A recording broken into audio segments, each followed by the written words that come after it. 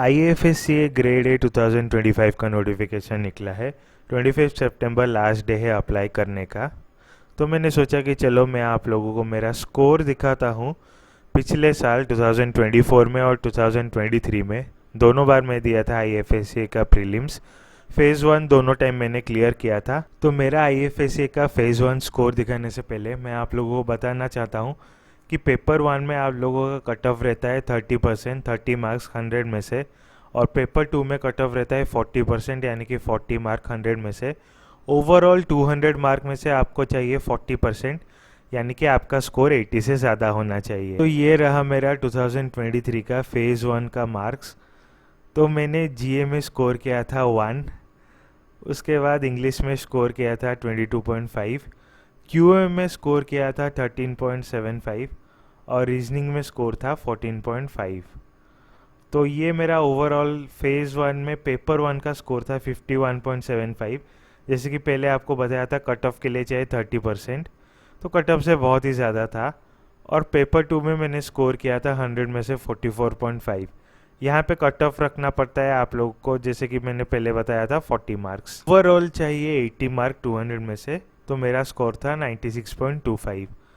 और 2024 में पिछले साल मैंने स्कोर किया था GA में 9.25, इंग्लिश में 16.25, QA में 23.75 और रीजनिंग में 21.75। जैसे कि आप लोग देख सकते हो मेरा GA में स्कोर बहुत ही ज़्यादा इम्प्रूव किया था, इंग्लिश में थोड़ा कम हुआ था, क्वांट में भी स्कोर बढ़िया इम्प्रूव किया था और रीजनिंग में भी इम्प्रूव किया था। इसके लिए मेरा पेपर 1 में, जिसमें कट ऑफ मिनिमम 30% चाहिए, मेरा स्कोर था 71 आउट ऑफ 100। और पेपर 2 जो था उसमें मेरा स्कोर था 53 आउट ऑफ 100। यहाँ पे 40 कट ऑफ चाहिए और ओवरऑल चाहिए 80 आउट ऑफ 200 और मेरा स्कोर था 124। तो जैसे कि आप लोग देख सकते हो 2023 का पेपर में मैंने GA में 1 स्कोर किया था। बहुत सारे लोग ऐसे हैं जो कि माइनस में भी स्कोर किए थे। तो आपका ओवरऑल स्कोर देखा जाता है, सेक्शनल रहता है पेपर वाइज, लेकिन जो QRE रहता है, इंग्लिश रहता है, GA रहता है, उसका सेपरेट कोई कट ऑफ नहीं रहता, ओवरऑल कट ऑफ देखा जाता है।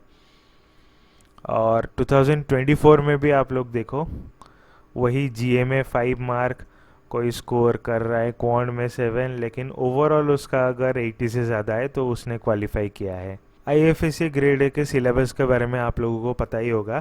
फेज़ 1 में आप लोगों का 2 पेपर रहता है, पेपर 1 पेपर 2। तो ये रहा पेपर 1 का सिलेबस। यहाँ पे MCQ रहता है, हर सेक्शन में आप लोगों को 25 क्वेश्चन मिल जाएगा। ओवरऑल 1 आवर मिलता है, जिसमें से आप लोगों को 100 क्वेश्चन करना रहता है। इंग्लिश में 25, GA में 25, QA में 25 और रीजनिंग में 25। तो इसका लेवल आप लोग मेरे मार्क्स देखे होंगे, एक टाइम में मेरा 50s में था और लास्ट ईयर 71।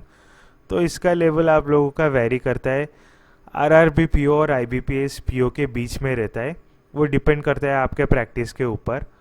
तो किसी साल किसी किसी को बहुत इजी लगा था पिछले साल, और उससे पहले साल मेरे को थोड़ा IBPS जैसा लेवल लगा था। लेकिन अगर आप लोग IBPS RRB SBI प्रिपेयर कर रहे हो तो आराम से कर पाओगे। कट ऑफ तो आराम से 30 मार्क क्लियर करके कोई टेंशन नहीं रहेगा। और पेपर 2 रहता है, पेपर 2 में थोड़ा डिफ़िकल्टी रहता है, 40 स्कोर करना 100 में से। बहुत सारे लोग मेरे को पूछ भी रहे थे कैसे प्रिपेयर किए थे। यहाँ पे आप लोग सिलेबस देखो पेपर 2 का। General knowledge, current event, mostly current affair रहता है, कॉमर्स अकाउंटेंसी मैनेजमेंट रहता है, और फाइनेंस, कॉस्टिंग, इंडियन इकोनॉमी, ये सब रहता है इकोनॉमी के ऊपर। जैसे कि PFRDA से भी इसका जो सिलेबस रहे कुछ कुछ चीज़ ओवरलैप करता है। IFSCA के ऊपर भी इसमें आप लोगों को थोड़ा क्वेश्चन आता है।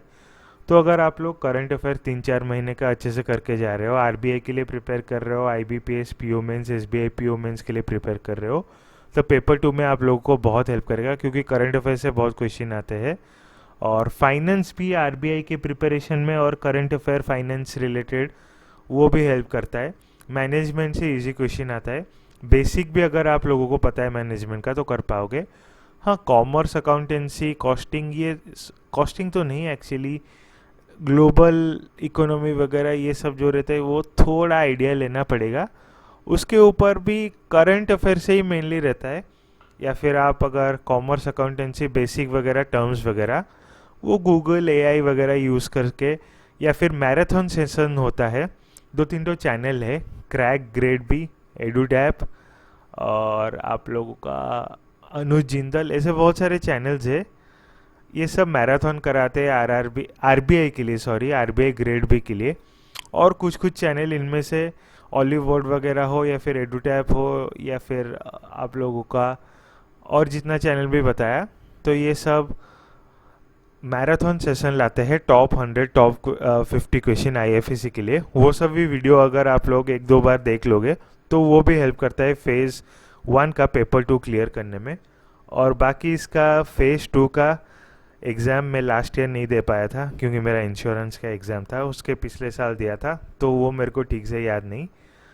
तो ये रहा मेरा कुछ स्कोर कार्ड, और मैं प्रिपेयर कैसे किया था, आप कैसे प्रिपेयर करोगे। तो आप लोगों को आईएफएससी के लिए ऑल द बेस्ट।